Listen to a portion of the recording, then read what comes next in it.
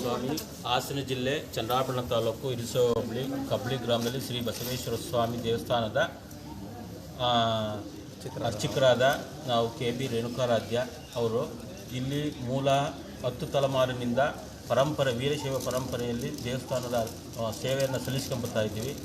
ಹಾಗಾಗಿ ಇಲ್ಲಿ ಆದಿಚುಂಚನಗಿರಿ ಮಠದವರು ಸರ್ಕಾರಿ ಭೂಮಿ ಮೇಲೆ ಬಂದು ಅವರು ಮಠಗಳನ್ನು ಕಟ್ಟಿಕೊಂಡು ಒಂದೊಂದಾಗಿ ನಮ್ಮನ್ನು ಈ ದೇವಸ್ಥಾನಕ್ಕೆ ಅಭಿವೃದ್ಧಿ ಮಾಡ್ತೀವಿ ಅಂತ ಹೇಳಿ ಈ 152 ಸರ್ವೆ ನಂಬರ್ನಲ್ಲಿ ನಮ್ಮ ತಾತನ ಹೆಸರಲ್ಲಿದ್ದು ಅದನ್ನು ಅಕ್ರಮವಾಗಿ ಮಠದವರು ಅವರ ಹೆಸರಿಗೆ ಮಾಡ್ಕೊಂಡು ನಾವು ಪೂಜೆ ಪುರಸ್ಕಾರಗಳನ್ನು ಮಾಡ್ಕೊಂಬತ್ತಿದ್ದನ್ನು ಅವರು ಒಂದೊಂದೇ ನಮ್ಮನ್ನು ಕಿತ್ಕೊಂಡು ಹೊರಗೆ ಹಾಕಿದ್ದಾರೆ.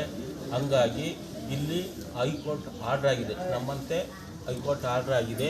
ಈ ಆರ್ಡ್ರನ್ನು ಧಿಕ್ಕರಿಸಿ ಈ ದೇವಸ್ಥಾನದ ಮುಂಭಾಗ ಬೀಗ ಹಾಕಿ ನಮ್ಮನ್ನು ಹೊರಗಡೆಗೆ ಕೂರಿಸಿದ್ದಾರೆ. ಹಂಗಾಗಿ ನಮಗೆ ಪರಂಪರೆ ಪೂಜೆಯನ್ನು ನಡೆಸ್ಕೊಂಡು ಹೋಗೋ ಅಂಥದ್ದು ಮಾಡಿಕೊಡ್ಬೇಕು ಅಲ್ಲಿ ಪ್ರಾರ್ಥನೆ ಮಾಡ್ತೀನಿ.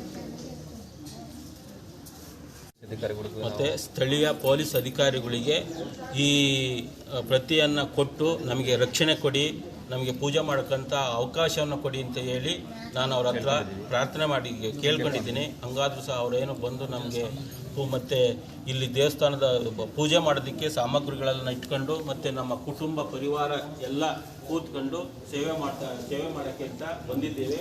ಹಂಗಾಗಿ ಮತ್ತು ಭಕ್ತರು ಕೂಡ ಬಂದಿದ್ದಾರೆ, ಹೊರಗಡೆ ಕೂತಿದ್ದಾರೆ.